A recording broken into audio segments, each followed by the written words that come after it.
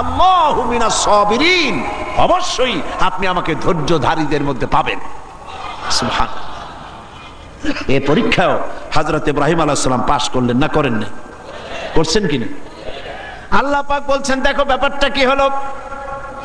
হযরত ইব্রাহিম তো জানেন না যে ছেলে জবাও হবে না, আর ছেলেও জানে না যে সে জবাও হয়ে যাবে না, কথা ঠিক কিনা? হযরত ইব্রাহিম আলাইহিস সালাম ছেলেকে জবাহের জন্য প্রস্তুতি নিলেন। এবার দেখেন কোরআনের ভাষাটা কি। আল্লাহ পাক বলছেন ফালাম্মা আসলামা ওয়া তাল্লাহু লিল জাবিন। ফালাম্মা আসলামা উদখুলু ফিস সিলমে, কাফ আর সেই সিলমুন, এখানেও সেই সিনলাম এখানেও আসছে আসলামা। ফালাম্মা আসলামা, যখন তারা বাপ বেটা দুজনেই আনুগত্যের মস্তককে অবনত করে দিল। হযরত ইব্রাহিম দিলেন, আল্লাহর হুকুমের সামনে মাথা নত করে ছুরি হাতে নিলেন, আর হযরত ইসমাইল পিতার হুকুমের সামনে আল্লাহর হুকুম অনুযায়ী গলাটা পেতে দিলেন। ফালাম্মা আসলামা ওয়া তাল্লাহু লিল জাবিন, গলাটা কাট করে দিলেন।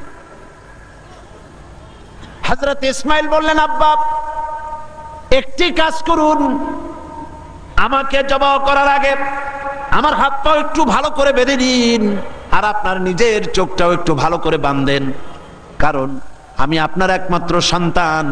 আমাকে জবাহ করতে গেলে আমার গলার উপরে যখন ছুরি ধরবেন আপনার কলিজায় মায়ার উদ্রেক হয়ে যেতে পারে। চোখটা বেঁধে নেন আর আমার হাত পা বাঁধেন, যাতে করে আমার হাত পা আপনার গায়ে না লাগে। আর আমি মরে যাও, আমি জবাহ হয়ে যাওয়ার পর আমার রক্ত মাখা জামাটা নিয়ে আমার মাকে দিয়ে দিবেন, আর বলবেন ইসমাইলের সঙ্গে কিয়ামতের দিন তোমার সঙ্গে দেখা হয়ে যাবে। হযরত ইব্রাহিম আলাইহিস সালাম ইসমাইলকে বাঁধলেন, নিজের চোখ বাঁধলেন, হযরত ইসমাইলকে জবাহ করতে যাবেন। হযরত ইসমাইল বলেন আব্বা আমার একটা ভুল হয়ে গেছে, আমার হাত পায়ের বাঁধন খুলে দেন।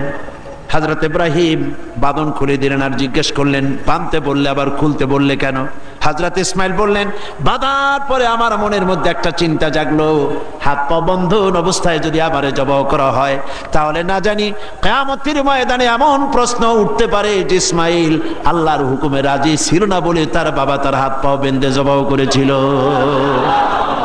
এই প্রশ্ন যাতে না উঠতে পারে হাত পা ছেড়ে দেন, আমি ধৈর্য ধারণ করব, নড়ব না। সুবহানাল্লাহ। হযরত ইব্রাহিম আলাইহিস সালামকে আল্লাহ পাক এই পরীক্ষায় পাশ করায় দিলেন। তিনি পরীক্ষায় পাশ করলেন। আল্লাহ রাব্বুল আলামিন এবার আমার জাতির পিতাকে ডাকতেছেন, ওয়া নাদাইনাহু আইয়া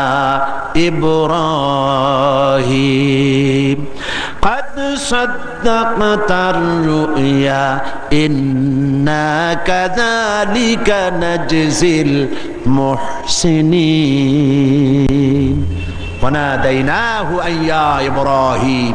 আমি ইব্রাহিমকে ডেকে বললাম, ও ইব্রাহিম قد صدقت الرؤيا, তুমি তোমার স্বপ্নকে বাস্তবে রূপ দিয়েছো। সুবহানাল্লাহ, স্বপ্নকে বাস্তবে রূপ দিয়েছো। ইন্না কাযালিকা নাজজিল মুহসিনিন, এইভাবে মুহসিনিনদেরকে আমি পুরস্কৃত করে থাকি দুনিয়া এবং আখিরাতে। হযরত ইব্রাহিমের নাম যতদিন পর্যন্ত সূর্য পূর্ব দিগন্ত থেকে উদিত হবে আর পশ্চিম দিগন্তে অস্তমিত হওয়ার এই ধারা যতদিন প্রবাহিত থাকবে, যতদিন এই পরিক্রমা জারি থাকবে, ততদিন পর্যন্ত পৃথিবীর জাতি ধর্ম দল মত নির্বিশেষে সকল মানুষের মুখে উচ্চারিত হবে ইব্রাহিম আলাইহিস সালাম, সালামুন আলা ইব্রাহিম। সুবহানাল্লাহ। কারণটা হচ্ছে আল্লাহ পাক বলেছিলেন আসলিম, ইব্রাহিম আলাইহিস সালাম বলেন আসলামতু লিরাব্বিল আলামিন, আমি আমার প্রভুর সামনে আমার মাথাকে নত করে দিলাম। এটাই মুসলমানের কাজ, মুসলমানকে আল্লাহ পাক শেখাচ্ছেন।